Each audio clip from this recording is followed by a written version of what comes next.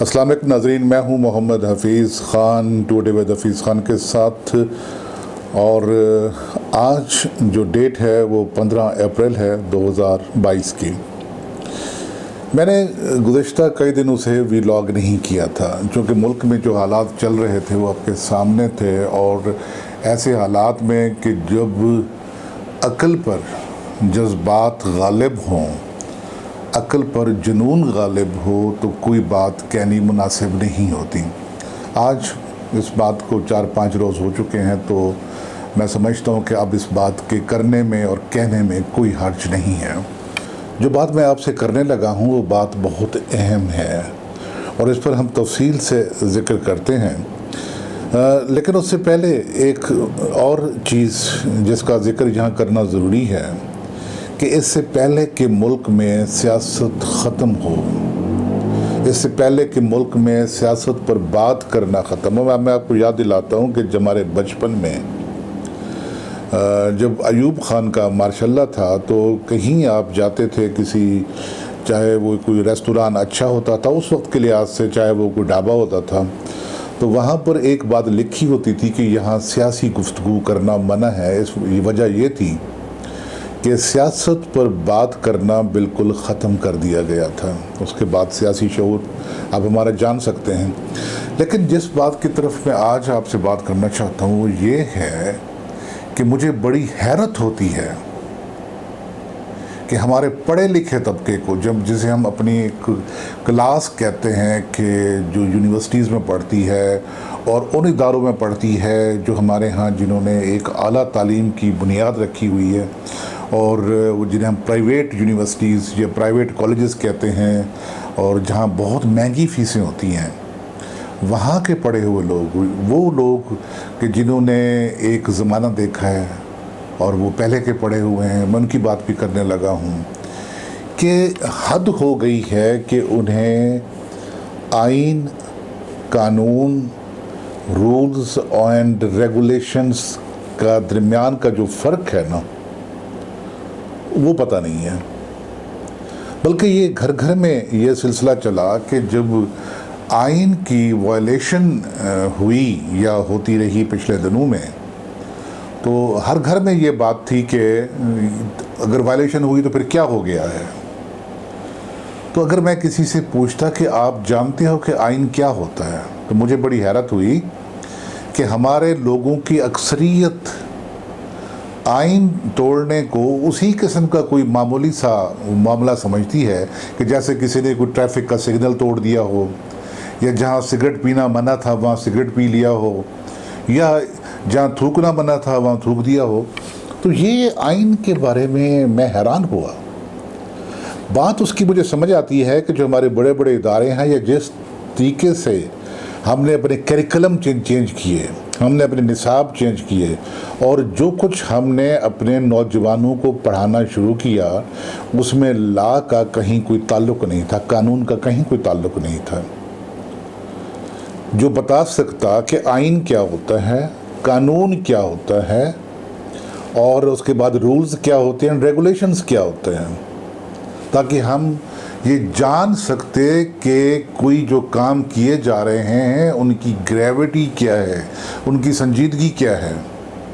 हमारा मुल्क आप जानते हैं कि एक फेडरेशन है जिसके 4 सूबे हैं। अभी गिलगित बल्तिस्तान को वो स्टेटस नहीं मिला, लेकिन आप देखते हैं कि उसके बावजूद हमारे यहाँ चारों सूबे जो इकाई की हैसियत रखते हैं वो इस फेडरेशन की इकाइयाँ हैं। उनको मुत्तहिद रखने में हमारा आइन ही काम आता है, जो पार्लिमानी आइन है। और हमारे मुल्क में आप जानते हैं कि पहला आइन बना 1956 में, यानी कि आज़ादी के 9 साल बाद, और उसे जब अयूब खान का मार्शल्ला लगा तो उसे ख़त्म कर दिया गया 1958 में। और फिर देखते हैं कि एक कॉन्स्टिट्यूशन बना 1962 में जो अयूब खान ने बनाया था। वो पहले पार्लिमानी जो निज़ाम था, आइन था, उसके मुकाबले में वो सदारती निज़ाम था, वो लेकर आया, वो नाकाम हुआ। और फिर 73 में कंसेंसस के साथ, इजमा के साथ तमाम सियासी पार्टियों ने उसको तस्लीम किया, और हमारे मुल्क में एक ऐसा आइन बना जो अब तक चला आता है 1973, 23 अप्रैल से, 23 मार्च से। तो हुआ क्या, आइन तमाम सूबों को और फेडरेशन को रेगुलेट करता है, मुत्तहिद रखता है। आइन में प्रोवाइडेड है कि हमारे जो आइनी इदारे हैं, जिसमें मुकन्ना है, जिसमें अदलिया है, जिसमें इंतज़ामिया है, और जिसमें दूसरे इदारे हैं जिन्हें हम आइनी इदारे कहते हैं, जिसमें इलेक्शन कमीशन ऑफ पाकिस्तान है, इस्लामी नज़रियाती कौंसल है, कि उसके साथ साथ वो तमाम जो हमारे इंतखाबात होते हैं और जो हमारे स्पीकर, डिप्टी स्पीकर, सेनेट के इलेक्शंस, और फिर ये तमाम चीज़ें हमारे आइन में बताई जाती हैं। सूबों के दरमियान कैसे ताल्लुक़ होगा, कैसे मामलात रेगुलेट होंगे, वो तमाम हमें हमारा आइन बताता है। और आइन की जो वायलेशन है उसकी सज़ा बहुत सख्त है, कैपिटल पनिशमेंट है, और आर्टिकल 6 में प्रोवाइड की गई है, बड़ी सराहत से, बड़ी वजाहत से प्रोवाइड की गई है। और इसी तरीके से हमारी अदलिया को और हमारी जो आर्म्ड फोर्सेस हैं उनको स्कैंडलाइज करना, ये भी उसी ज़ुमरे में आता है। और इस पर भी बड़ी कड़ी सज़ाएं हैं, क्योंकि अगर इन इदारों की इज़्ज़त और हुर्मत महफूज है तो आपका मुल्क महफूज है। दुश्मन क्या करता है, दुश्मन सबसे पहले आपके जो आइनी इदारे हैं, जो आपकी कोर्ट्स हैं, जो आपकी आर्मी है, उसको टारगेट करता है। और हम अगर उन लोगों के बहकावे में आकर अपने इदारों को टारगेट करने लगे तो फिर क्या होगा। जो कानून होते हैं, जैसे ये कहा जाता है ना, मैं हैरान हुआ, कुछ लोग कह रहे थे कि ये रात के 12 बजे क्यों कोर्ट खोल दी गई। फिर आइन की वायलेशन, और फिर एक क्लियर कट ऑर्डर था कि आपने ये फलान डेट तक अमल उस पर करना है, और सारा दिन उन तमाम लोगों को ख्वार किया गया कि जो 70% आबादी की नुमाइंदगी करते थे, और वो सारे MNAs बैठे रहे रात गए तक रमज़ान के महीने में, और रात के 11:50 हो गए। तो आइन की पासदारी करना, और आइन के कस्टोडियन जो हैं वो हमारी अदालतें हैं और बाकी इदारे हैं। कहा गया कि जनाब ये बाकी जो मुकदमात पड़े हुए हैं उनके लिए रात को अदालतें क्यों नहीं खुलती। उनकी ग्रेविटी में फ़र्क होता है। आइन कुछ और है, और जो ये कवानीन होते हैं, किसी ने कत्ल कर दिया, किसी के यहाँ चोरी हो गई, दूसरे मामलात हो गए, ये तमाम जो चीज़ें आती हैं ये कानून के तहत आती हैं। इनके लिए कानून इनेक्टमेंट्स की जाती हैं जो हमारी मुकन्ना करती है, और फिर उसकी सबऑर्डिनेट लेजिस्लेशन होती है, रूल्स बनते हैं, रेगुलेशंस बनते हैं। और कहा रूल्स के लिए जाता है कि रूल्स जो हैं वो इंसानों के लिए हैं, इंसान रूल्स के लिए नहीं है। ये आइन पर बात नहीं आती है। और मैं हैरान हुआ, मैंने उन लोगों से ये जुमला सुना कि आइन लोगों के लिए है, लोग आइन के लिए नहीं हैं। ये तो आप वैसे कह सकते हैं जैसे किसी इंसान के जिस्म से आप रूह निकाल लें और कहें कि जनाब अब देखें कि फिर क्या हो गया। तो वो गुजारिश सिर्फ इतनी करनी थी कि सोसाइटी को पोलराइजेशन से महफूज रखने के लिए और लोगों को बताने के लिए कि आइन क्या है, आइन की हुर्मत क्या है, और आइनी इदारे कैसे काम करते हैं, और आइन अगर ना रहे खुदा ना खास्ता तो क्या कुछ होता है, उसके कॉन्सिक्वेंसेस क्या होते हैं, आइन तोड़ने की सज़ाएं क्या हैं। तो ये बताने की ज़रूरत है। और मेरी गुजारिश है उन तमाम जो इदारे हैं कि इसको जब तक निसाब में शामिल नहीं किया जाता, जब तक ये नहीं बताया जाता कि कॉन्स्टिट्यूशन ऑफ पाकिस्तान क्या चीज़ है, उसको समझ लिया गया, जैसे मैंने पहले अर्ज़ किया कि जैसे हमने कोई ट्रैफिक सिग्नल तोड़ दिया तो वैसे कह दिया कि जनाब ये ठीक है, फिर क्या हो गया, पहले भी लोग आइन तोड़ते रहे तो फिर आपने क्या कर लिया। पहले अगर गलतियां हुई लोगों से और उन लोगों ने भुगता उन्हें, तो क्या ज़रूरी है कि वो लोग जो इंतखाब के ज़रिए आए हैं, सिविलियंस हैं, क्या उनके लिए ज़रूरी है भी वो भी आइन को वायलेट करें। और आपने एक बात और देखी होगी कि जब स्पीकर साहब इस्तीफ़ा देते हैं या डिप्टी स्पीकर साहब अपनी कार्रवाई को आगे बढ़ाने से पहले वो एक बड़ा पुरजोश खिताब करते हैं और कहते हैं कि वो किसी की पासदारी नहीं करेंगे, ना वो सुप्रीम कोर्ट की पासदारी करेंगे। उनकी ज़ाती वफ़ादारी है एक शख्सियत से, तो वो उस शख्सियत से ज़ाती वफ़ादारी की बात करेंगे।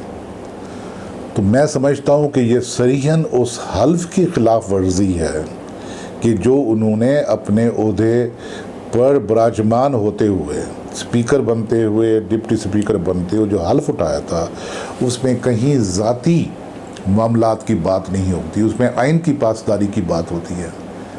आपके जो ज़ाती ताल्लुकात हैं वो उससे हट कर हैं।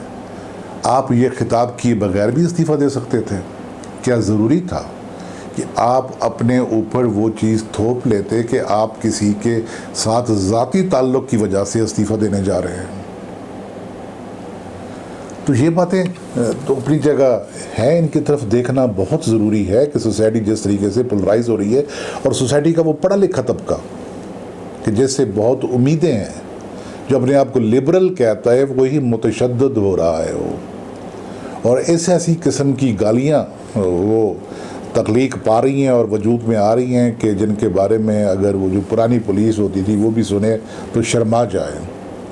और इस सिलसिले में एक और बात भी मैं कहना चाहता हूँ कि कुछ ऐसी बातें होती हैं कि जिनकी तरफ निगाह करना बड़ा ज़रूरी होता है। हमारे यहाँ एक इदारा बनाया गया था, NCOC, national command and operation centre. ये बनाया गया था अप्रैल 2020 में, जब कोरोना हमारे यहाँ अरूज पर था, और इस के जो इंचार्ज थे वो उस वक्त के जो स्पेशल असिस्टेंट थे हेल्थ पर वज़ीर आज़म के, उनका नाम था ज़फ़र मिर्ज़ा, जिन्हें अगस्त 2020 में इस ओहदे से हटा दिया गया, और उनकी जगह शौकत खानम हॉस्पिटल के जो चीफ एग्जीक्यूटिव ऑफिसर थे डॉक्टर फैसल, उन्हें स्पेशल असिस्टेंट मुकर्रर कर दिया गया वज़ीर आज़म का, और वो NCOC के इंचार्ज बन गए। अब NCOC के मामले में हमारे यहाँ सुना ये जाता है मुबैना तौर पर कि बहुत ज़्यादा इसमें ग्रांट्स भी आईं, पैसे भी आए, मेडिसिन्स भी आईं, और बहुत ज़्यादा ख़रीदारियाँ भी हुईं। लेकिन हुआ क्या कि इस गवर्नमेंट ने जो अभी रुखसत हुई है, उसने जाते जाते इस मार्च 2022 में NCOC को क्लोज़ कर दिया है, और उसकी जगह एक नया इदारा बनाया गया है CDC के नाम से, सेंटर फॉर कम्युनिकेबल डिजीज़, के वो बीमारियां, जो मुतअद्दी बीमारियां जो फैलती हैं कम्युनिकेशन से, तो उनके बारे में बनाया गया है। तो देखना ये चाहिए, और मौजूदा हुकूमत को भी देखना चाहिए कि आखिर वो क्या वजूहत थी कि अभी कोरोना पूरी तरीके से ख़त्म नहीं हुआ, और चीन में भी उसकी एक नई वेव आ चुकी है। तो वो किन वजूहत की बिना पर हमारे यहाँ NCOC को ख़त्म कर दिया गया, और उसका जो रिकॉर्ड था सारा इधर उधर कर दिया गया है। तो इस तरफ भी तवज्जो देने की ज़रूरत है। तो नाज़रीन, ये था हमारा आज का वीलॉग। इस पर अपनी राय ज़रूर दीजिएगा, और अगर आपने अभी तक इस channel today with Hafeez Khan को सब्सक्राइब नहीं किया तो सब्सक्राइब कीजिएगा। इजाज़त दीजिए मोहम्मद हफीज़ खान को। फ़ी अमानिल्लाह।